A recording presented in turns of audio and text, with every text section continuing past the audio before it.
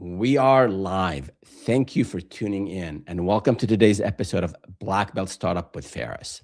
What's new in the world of entrepreneurship? Do you bend or do you break?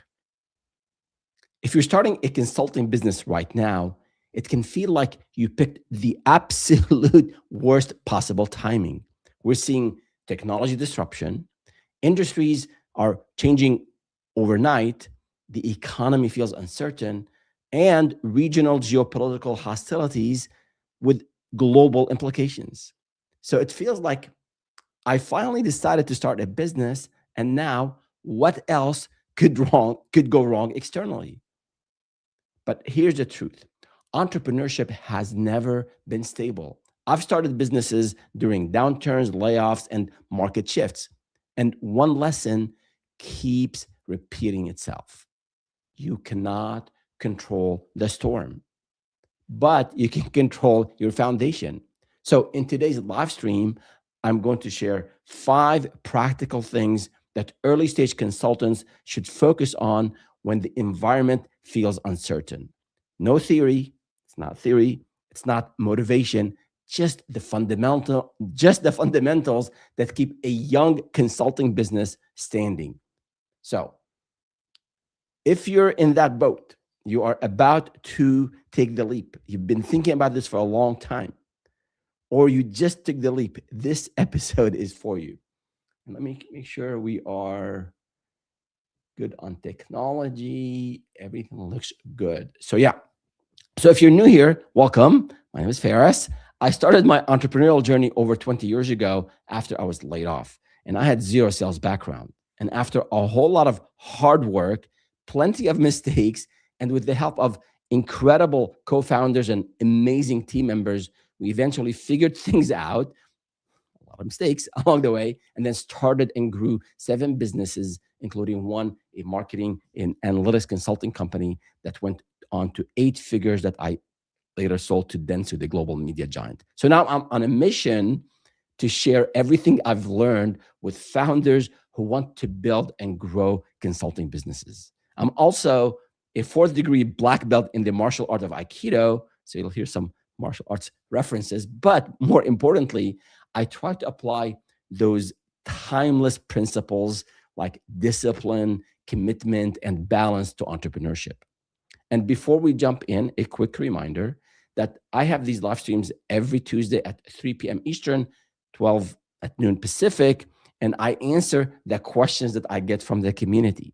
So if you have a question about a challenge you're having difficult time overcoming, you're not sure how to market your service, you're not sure even how to package your offer, you're not sure how to sell, you're struggling with getting leads, or you're struggling with your first hire, or with a co-founder that they're not putting their share, whatever the struggle that you have, I'd love to hear from you so I can share with you my 2 cents on how to help you overcome these challenges and launch and grow and scale your business to 7 figures and higher. And you can reach out to me on YouTube, on LinkedIn, on the social channels, and you can leave me a comment there. And if it's something maybe private, you don't want to, if it's business related, you don't want to share with the world yet, maybe you're still working in corporate and you don't want to tell the world that you are launching a new business, you can email me at info@startupwithferris.com. Ferris spelled like my first name, Feras, and I will be more than happy to answer your question. I keep everything confidential, and I make sure at least I give you what I know, I'll share with you what I know, or point you in the right direction. So enough with that, and we are good to go. Let's see. So there are 5 main points I want to cover today. And again, it's to do with launching and maintaining and sustaining and growing a business during uncertain times. The first point is there's a reality of starting in uncertain times. And that reality is, as I alluded to in my introduction, is that entrepreneurship, even in the best times, entrepreneurship always involves uncertainty. And I want to dive a little bit into that. Because in corporate, you're used to a certain rhythm. You're 9 to 5 or 8 to 5 or 8 to 6. You've got someone sharing with you, telling you what to do. You have, it's like a cruise ship. It's headed in one direction.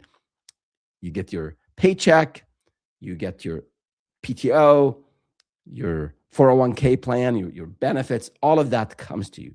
So we become used to this illusion of stability and safety and certainty. And the waves of layoffs that we hear about every other day tells us that there is no such a thing as certainty, even if you are working in corporate. So, so I want you to think about this as you're thinking of taking that leap, as you are thinking to maybe grow your consultancy and start a new service or go into a new market if you've already been out there and you're struggling now. I want you to remember this one definition of entrepreneurship that I like the most. It's by HBR. It says entrepreneurship is pursuing novel opportunity while lacking resources. So you're putting the effort, the time, your thoughts, your energy, you're putting your heart into a novel opportunity while lacking resources. So it's something new. It might not be new to the market. Other people might be doing this, but it is new to you. So when we do new things, we are not comfortable. We might have anxieties, we might have fears, we might have concerns, we might be nervous, but that's the nature of it when we do new things. Remember the first time you rode the bike. Remember the first time you learned how to swim, right? So novel opportunity, that's one side of it. And then the other side is lacking resources. You might have financial resources. You might have been very disciplined financially and have saved up to maybe a 12-month runway. So even if you have zero revenue for 12 months, your basic expenses are covered for personal and business. So you might be in a very solid situation, and that's the exception. But let's say you're that. You still lack resources because you'll be, as a consultant, you know your trade, you know your craft, you know accounting or IT or HR or hospitality, whatever it is that you want, you know, supply chain, you know, AI workflow and automation. This is the technical thing that you know, but you have to learn marketing, sales, hiring, managing, accounting, payroll, taxes, all that stuff you have to learn. Now, of course, you can hire contractors, suppliers who will help you, but you still have to learn a lot of new things. So and that's again the best case scenario where you have a solid financial runway. And a lot of times, most of us won't have that luxury. So again, back to the definition, you're pursuing novel opportunity while lacking resources. So by design, by nature, if you decided to take the leap and to go on this entrepreneurial journey, just realize, etch it in your brain that risk and ambiguity and uncertainty, they're just part of entrepreneurship. And I've been in Silicon Valley now close to 30 for close to 30 years. And I've seen this play out over and over again. Early 2000, 2001, 2002, the dot-com crash, the bubble burst. Mass layoffs. I was a VP. Next day, I'm laid off. One day you had this startup that was the darling of all the venture capitalists, all the VCs. Next day, it goes under. Beyond Silicon Valley, the housing market in 2008, the crash. Later, with the mobile revolution, if you're a web designer and you focus on desktop and did not get into mobile, you might have impacted your business negatively big time. If you were in the marketing business and you were relying on data with the data privacy regulations, a lot of things changed for you. So and the list goes on. So if you're waiting, there are always challenges. Some, of course, are maybe more, they stay with us longer. Some are they're harder than others, like the pandemic, right? But there are always challenges, and if you wait for perfect timing to start a business or to grow a business, it's you're putting yourself in a trap. So the goal here, what I want you to leave with this first point is the goal isn't certainty, it is resilience. And martial arts, Bruce Lee, he said,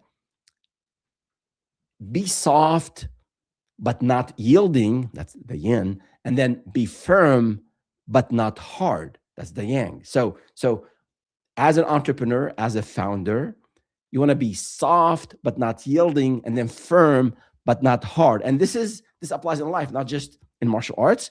Bridges have the same quality. If the structure were entirely rigid, it would quickly snap under the stress from the environment, the weight of the cars and trucks and the weather and the wind. But by absorbing the pressure and bending with the adversity of its environment, the bridge remains unbreakable. So those are the things that as an entrepreneur, you want to think about, you want to read about, you want to start experiencing.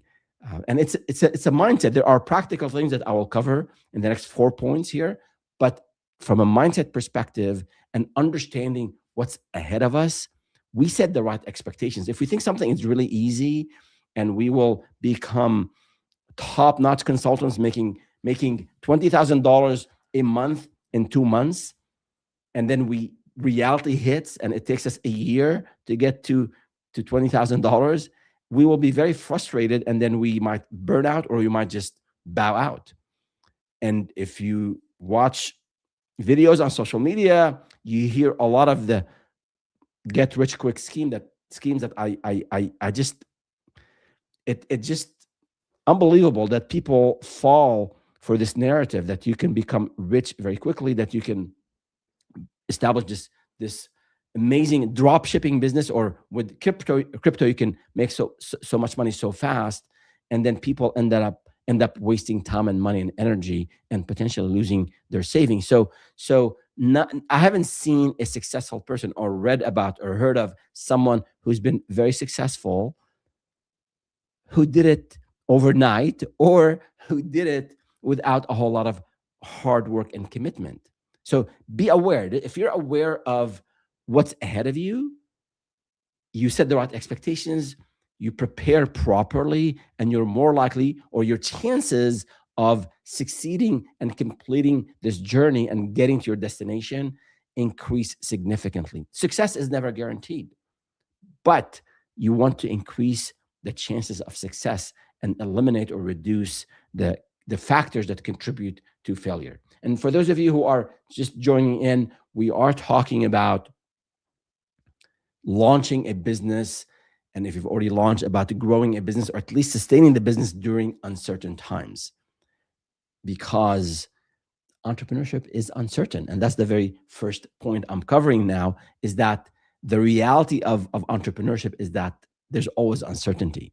And the goal here is not to avoid uncertainty or eliminate uncertainty, is resilience. So that is the point I'm covering here. And so instead of seeking a flawless, guaranteed plan, you should treat your business as an ongoing experiment where failing fast is simply a mechanism to discover what actually works. It's really difficult. It's easy for me to say it now after all the businesses, but it's hard. You think of the idea, you think your idea will save the world or will make you rich and you'll be able to support your family and buy the things you want to buy.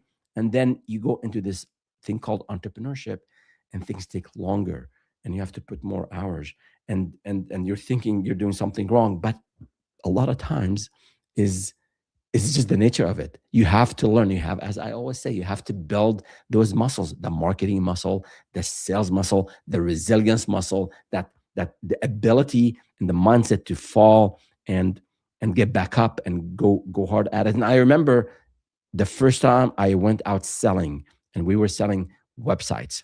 This is 2003. It was a novel thing. go to small business owners and trying to convince them to buy a website from me. We got 5 rejections on the first day. It was devastating. I still remember that day. We went back, my business partner and I went back to our place, and we thought, what the heck? Nobody's going to buy from us. We did the wrong thing. We've been delaying this day to go out and pitch for like 7 weeks or 8 weeks. We were planning, here's our five-year strategy. Here's our 5-year plan. Here's our pricing strategies. Here's how we will penetrate these markets, and all of that. I'm all for planning. I have an entire playlist on the channel, on the YouTube channel, about planning. Go ahead and do planning. But I don't want you to do 8 weeks of planning. I want you to plan for a weekend, for a couple of weeks, and then you can test things out. And I cover this in other videos. But the point is, we were delaying that day of going out and pitching for so long. And then when we did it and we felt great that, hey, we mustered that courage to go out and sell, we got those rejections. It took us a day or a couple of days to actually recover. And then we said, you know what?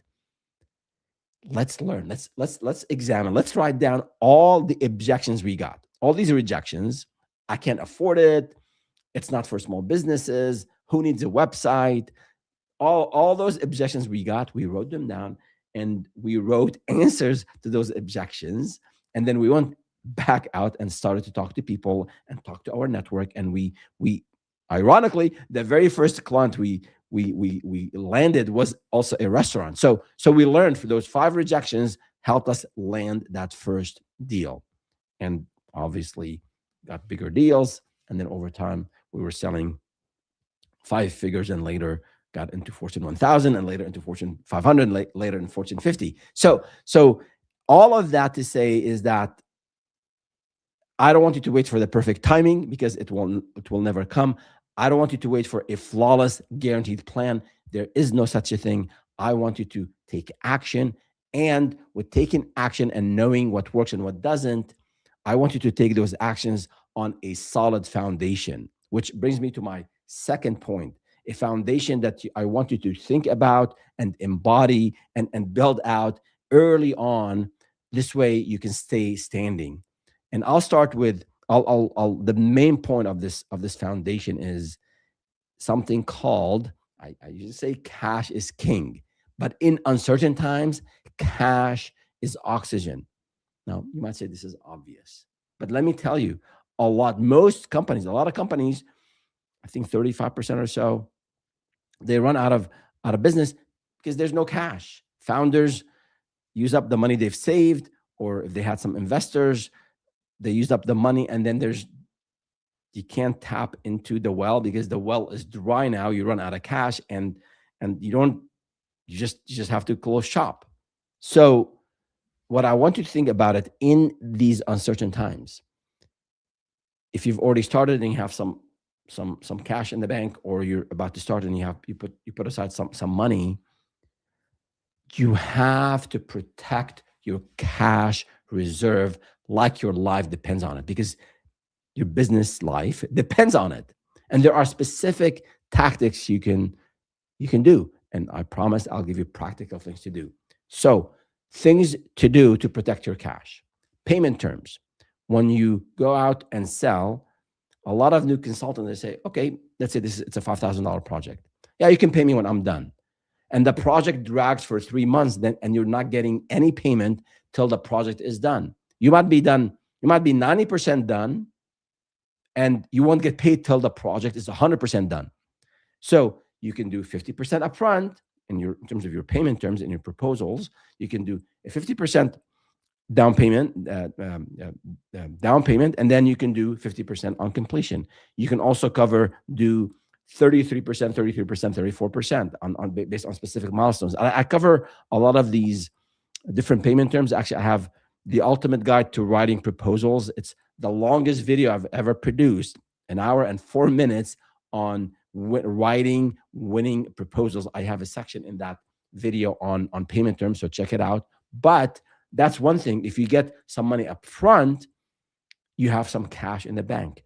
So that's one practical thing you can do. The second thing is, if you've started and you have 2 3 projects going on, and you get busy, because initially you don't have any project to implement, so you're busy selling. Now once you start to sell, and once you start to get leads and sell, now you're busy delivering what you promised when you sold. So you start to forget about some back end functions like accounting and collection. So even if someone is willing to pay you 50% upfront, they say send us the invoice. So if you're busy and you forget to send them you delay sending the invoice by a week, the cash in your bank will be delayed by a week. So in terms of collection, you want to, the minute they say invoice us, you send the invoice, and then within a few days, depending on the size of the business, some business have, you're just speaking with the owner, so you just have to nudge them to pay you by credit card or what have you. But also the second thing is, if you are working with bigger companies, mid-sized and large companies, they might have some standard payment terms. We'll pay you net 30. That means 30 days from when you invoice us. Some companies, they will do net 60. I have a whole rant about a company, a Fortune 500, that wanted net 120. So to the extent that you can negotiate these payment terms in terms of not just how much they pay you based on the progress on the project, but also when you get paid. It's one thing to have $5,000 in revenue. It's another thing to collect that revenue and have the money in your bank. So that's one thing. The other thing is also make it super easy for clients to pay you. Do not go cheap on refusing to pay 2% or 3% credit card fees because you just want to get the cash. You want to get the check or the wire or the ACH. My friend, make it super easy. I learned this from a uh, sales coach way back then when I was learning sales. Marvin, great guy, still a friend. He said, make it very easy to collect money from the clients, especially when you're working with small businesses, because they can pay you by credit card. They can pay you, they send you a check. Some might pay you cash. I don't know, but make it super easy. Have all the payment options available on your, in your proposal, on your payment, on your payment page. All right. So that's another thing. Also, if you have someone who's just been delinquent, they're not paying you, you gotta make it your thing. Like every day, send them a reminder, call them, text them. If you've done your work and they're just behind, they might be just busy, they might be lazy, they might be tight on cash, but do what you can to get that cash in. I mean, there are other ways to do it in terms of, you can get an institution involved, a financial institution involved, to help you with, if you have some invoices out, they can cover some of those invoices, give you some cash. You can also have a line of credit. All of that, you can obviously start expensing things on your credit card. I mean, there are obviously implications to a lot of these creative ways to delay spending, because in terms of cash, it depends on revenue coming in and expenses going out. So you can, I want you to work on both ends of it. One, in terms of do everything you can to collect money, to bring the money in, and then use all these techniques to avoid you want to pay your vendors, your suppliers, but if you can delay it by a little bit, as um, the founder of Virgin Atlantic, he said, he always, I forgot, I think it was the first book he wrote. He said, I always paid my vendors, my suppliers, but at times I delayed it to the last minute before they sued me, because not because he was a jerk or he was just hoarding cash, because he didn't have money. I mean, he just did not have the money to pay them, so he would delay paying others till the very last minute. So these are certain things. I remember when one more story here before we move on to the next point. When we had, my co-founder and I, when we had some employees and we were running payroll, and we were doing manual payroll, and one of the main reasons I did that is because I wasn't sure we would have money in the bank to run payroll automatically, so people get their money deposited in their bank accounts. And everybody kept asking me, Ferris, like, let's modernize. Why do you still use paper paper checks. Well, I I didn't tell them that money was tight. We were sort of like paycheck to paycheck as a company. So, and I remember when we would make sure our team always got paid. My co-founder and I would get the actual check, but we would not deposit it because there wasn't enough money in the bank. At times we would wait a few days, at times we would wait a week, until my wife and also his wife would nag on him, or my wife would nag on me to, hey dude, we got to pay expenses. So that's just part of it. And I had to tap into my savings at times to make sure we cover payroll. So again, a lot of these, I'm not saying or suggesting that you tap into your savings.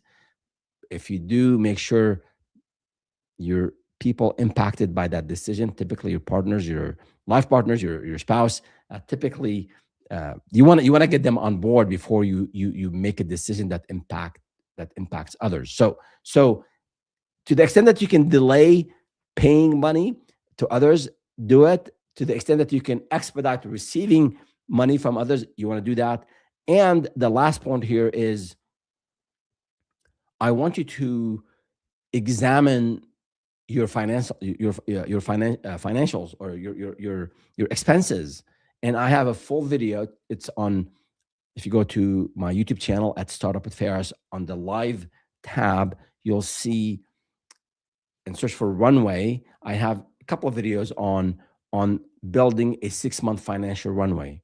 So what I want you to do is to do that, go through that exercise, and there's a spreadsheet with, and I explain it. There's a tab. Actually, let me show you. I think I have it open. Let me share that with you here quickly.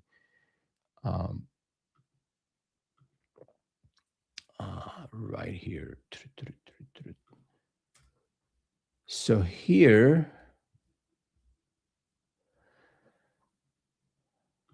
again, you can download this, make your own copy. It is. I'll put the link in the description. But basically, I want you to examine your expenses, your personal expenses. And again, I have this. I have some column D is my own assumptions, and then column F is for you to add your own expenses for food, for childcare, for housing, for transportation, all that good stuff, right? Add it all up.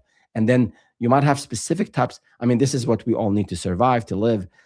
But you might have other expenses. You might have loans that you have to pay back, elder care. You might have some hobbies and recreational activities, travel, whatever the case might be. I want you to list all of it here, and then see where you can reduce. So again, cash is oxygen. Cash is oxygen. Without cash, you cannot sustain a business. So you might have to make some tough decisions into how the cash is spent. At the personal side of things, that's why it's important to make sure other people who are involved and impacted by your decisions of starting a business, they're on board with what you're doing. So you get the support at home. Entrepreneurship is hard by itself.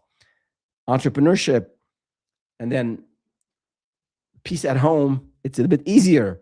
And entrepreneurship and not being supported at home makes things really, really difficult.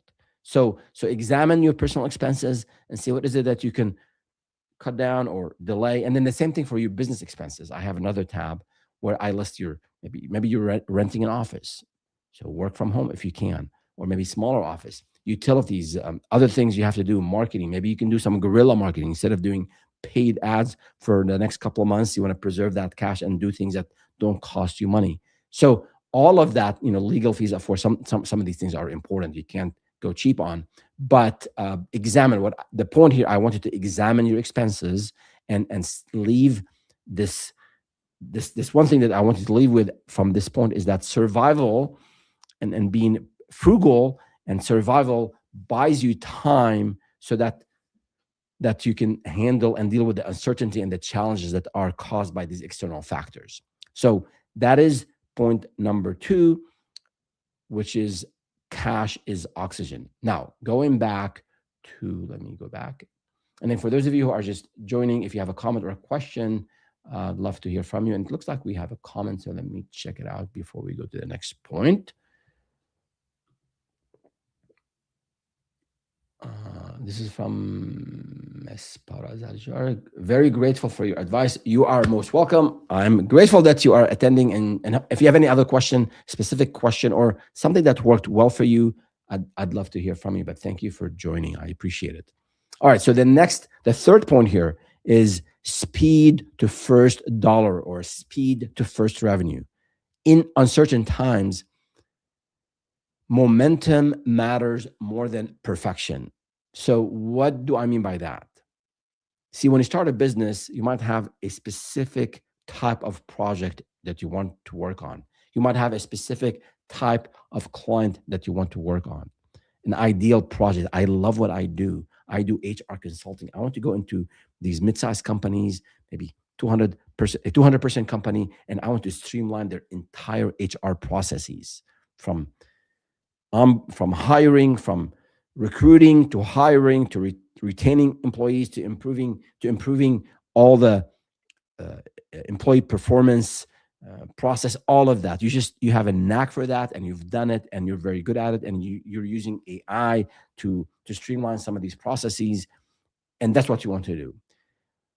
But when you work with mid-sized companies, and definitely when you work with larger companies, it takes longer to sell and it takes longer to get paid. So if you're waiting for this bigger company or that Fortune 1000 company because you want that logo on your website, know that cash revenue is going to take longer. I'm not saying that you alter your dream or you change your strategy and your execution to get those clients. What I'm saying is if cash is tight and because of these uncertainties around us, you want to accelerate the speed to get that first revenue and get that first dollar, then maybe consider going after smaller projects. Find business owners with maybe a 20% company or maybe a 30% company, and you can convince them of the value add to their company, where you can increase the employee retention, and they like you. They listen to your pitch. You come and visit with them. You show them your case study. You give them a reference. They buy from you. They give you 50% upfront. You get, instead of getting maybe that $30,000 project from the mid-sized company, you might get a $5,000 project from this small business owner. But you got some cash. You're paying rent now. That's covered. You're not tapping into your savings. So go after smaller projects if you have to. And this is not theoretical. I've seen founders that struggled and then either burnt out or just decided to call it quits because they were waiting for this ideal client that never showed up.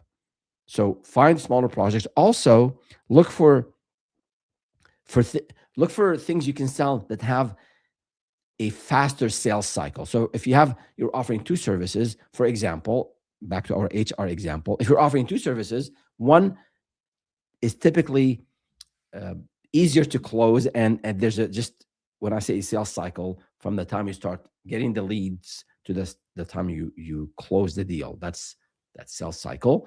If you have two services, let's say you do an implementation, you help a company identify the right HR software, and then you help them implement it and you train them on it, and you show the managers and the employees how to use it and all that good stuff.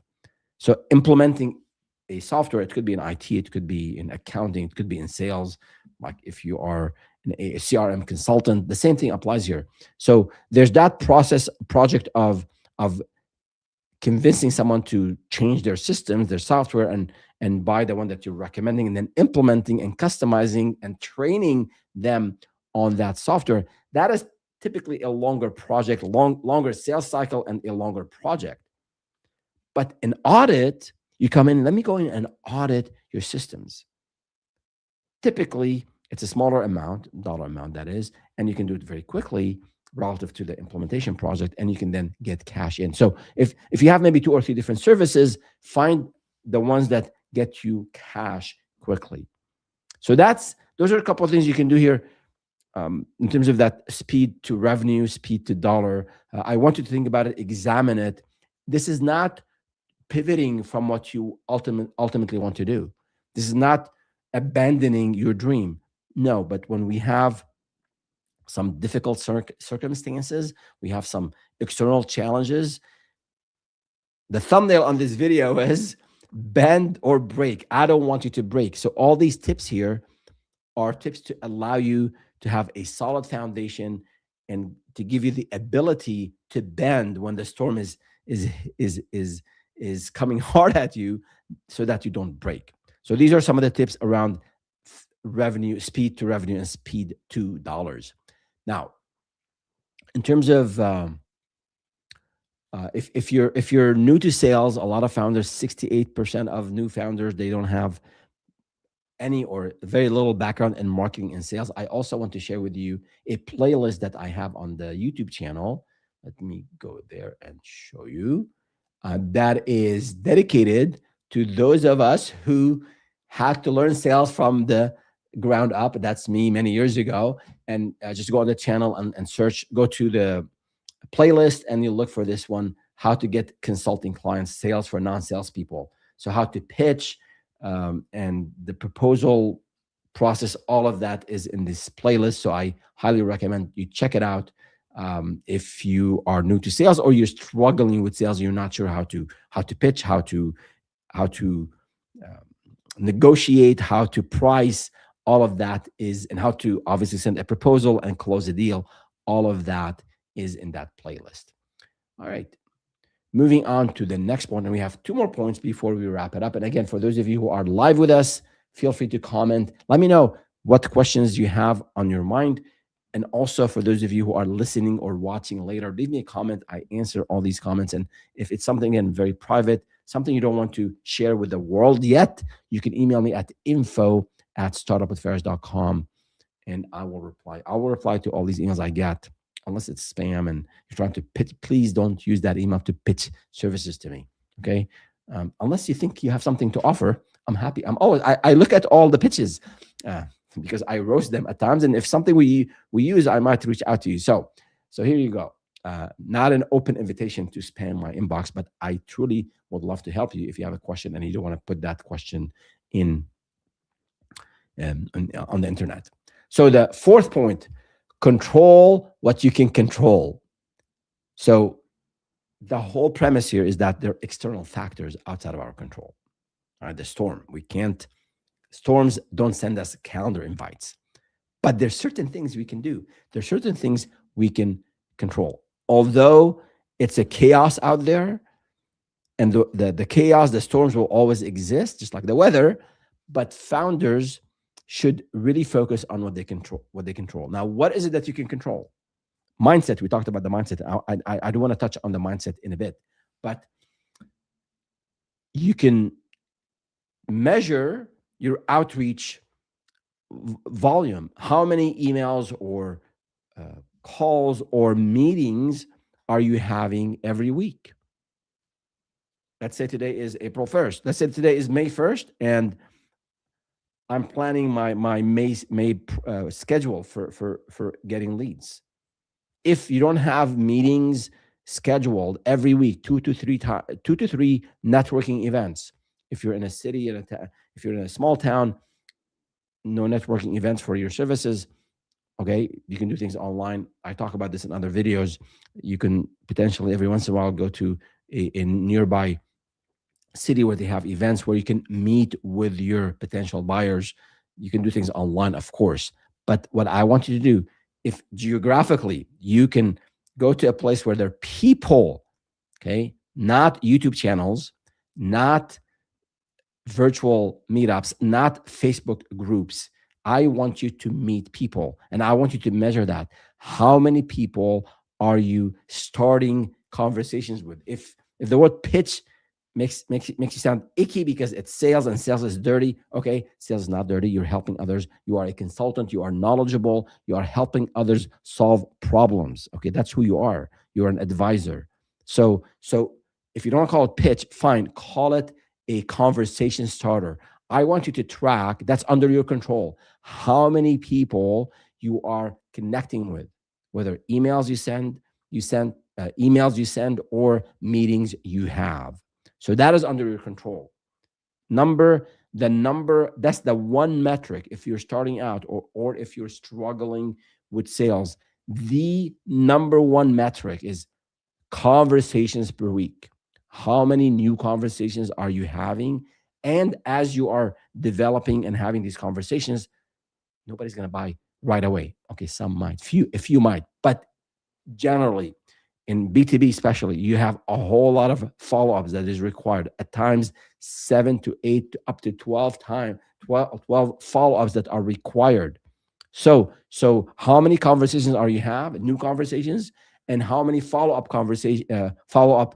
many follow-ups you're doing with the people that you spoke with, and they said check with me in a week, or send me a case study, or send me your price list, or whatever the case might be. So that is under your control. Action, action, action. If you're pivoting because whatever, for whatever reason, have I put together a timeline to check my offer, to vet my business idea? Have I put a timeline to speak with potential buyers? Have I put time on my calendar to research my competitors? So all of these are under your control. The chaos still exists, but you can still do all of that. The outreach volume, the conversations per week, the proposals. If you're not sending out proposals, why? Especially if you're talking to people and they're interested, are you doing enough follow-up so that they ask you, they are ready to receive your proposal? So if you want to track all of that, and you haven't done any sales in the past, and you don't know what a CRM is, a customer relationship management system, I have this DIY CRM. Let me share it here on the screen, that I also want you can download. It's at bbsu.net/CRM. I'll put all of that in the description after the live stream. But basically, I want you to track everything that you do. And we have some data here for you. Obviously, delete all of this. Is all John Doe and Jane Smith, right? So I want you to capture information about the people that you are reaching out to, their first name, last name, email, all that good stuff, their industry.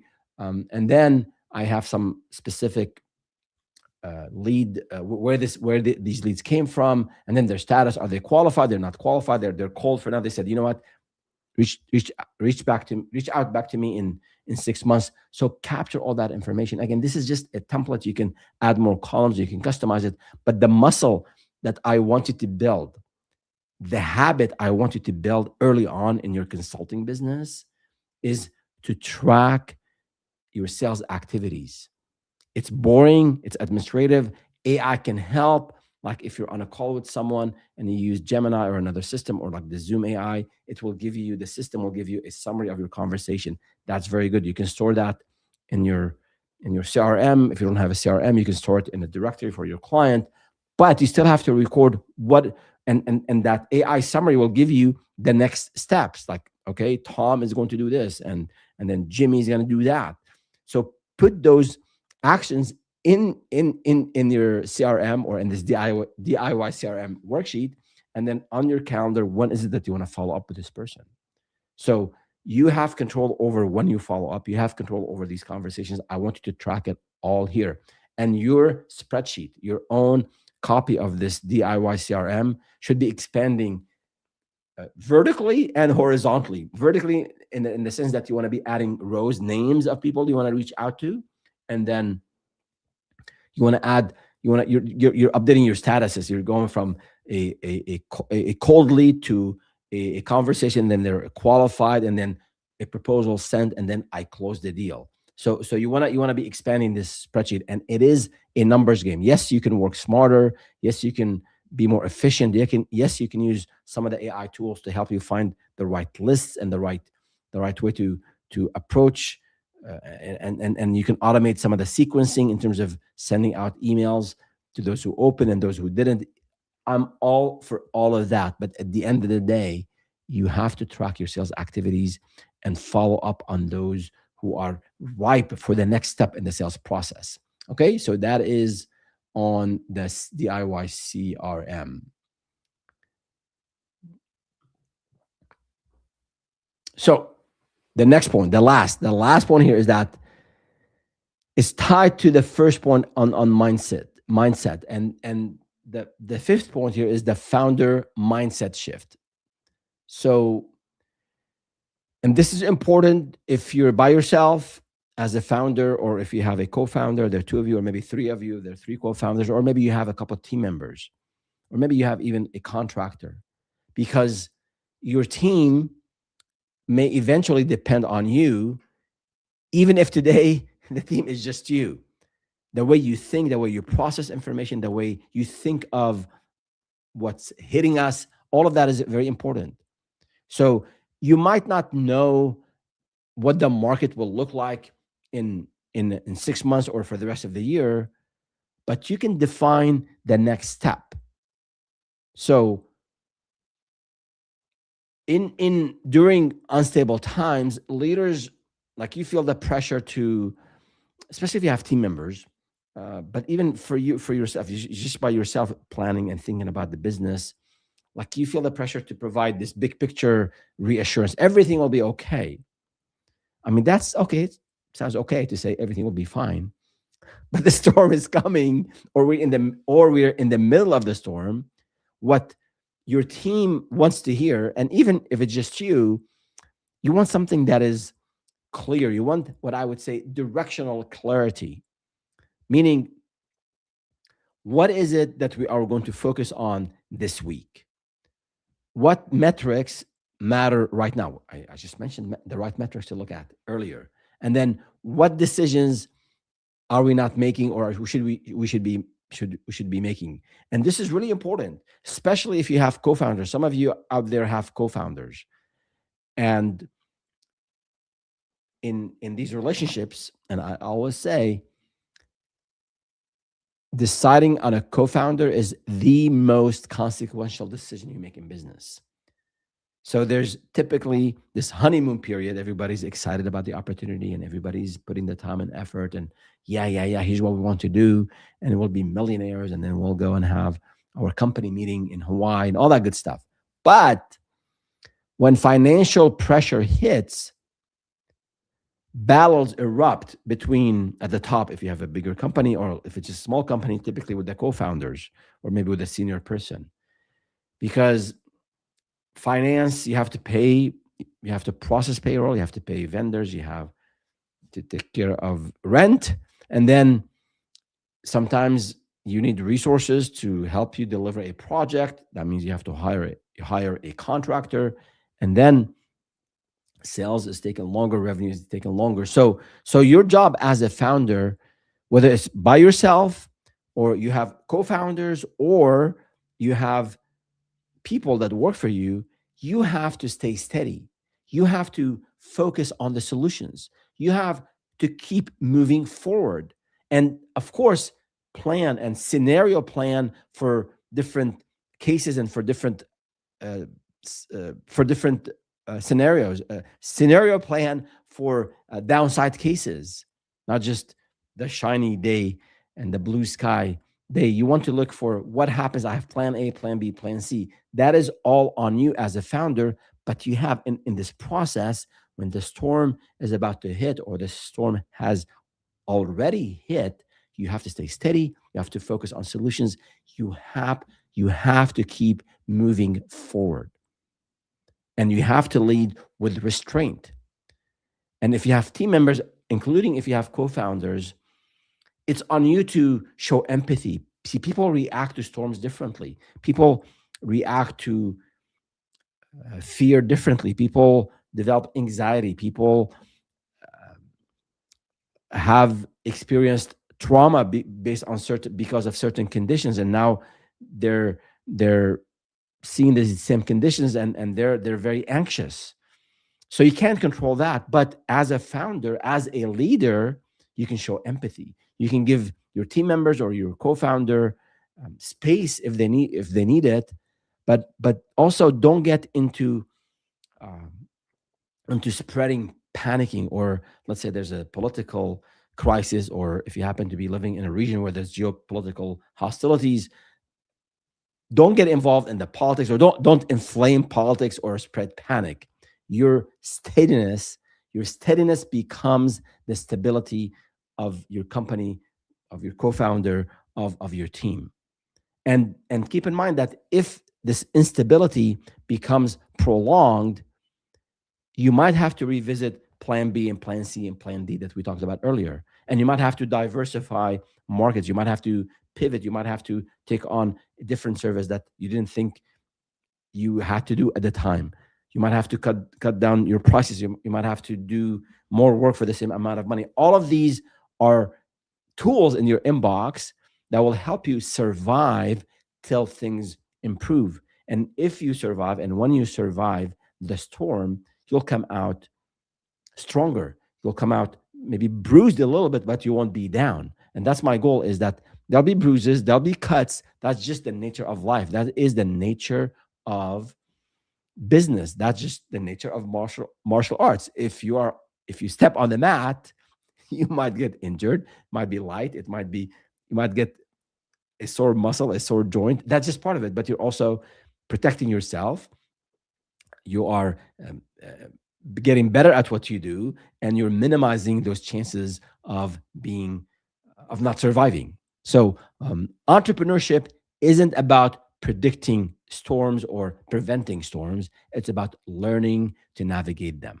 So those are the 5 points I wanted to cover today. And before we wrap up, I do want to remind you, and let me go to and share, of the YouTube channel. I already mentioned a couple of resources, but if you are starting and you're struggling, where did I go?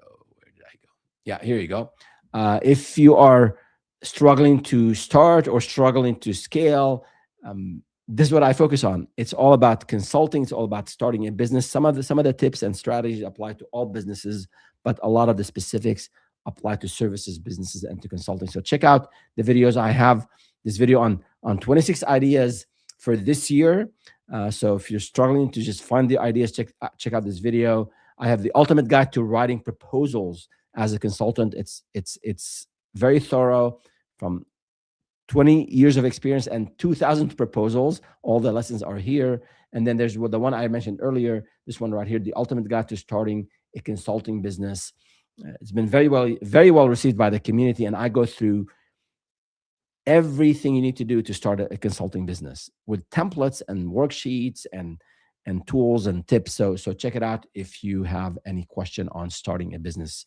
And between now and the next live stream, I want you to remember that storms will come, economies will shift, industries will change, unexpected setbacks will be there. But founders who build a strong foundation, strong foundations early, tend to survive these storms. The goal isn't to eliminate uncertainty, is to become the kind of founder who can operate despite the uncertainty.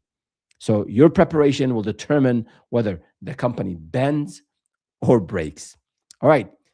Send me a comment, send me a question. If you're liking this content, hit the like button, subscribe to the YouTube channel, follow me on LinkedIn or on the other social media platforms that I'm on, and I'll be there for you, and I'll answer your questions and help you get started and grow and scale and achieve your business dreams. See you next time.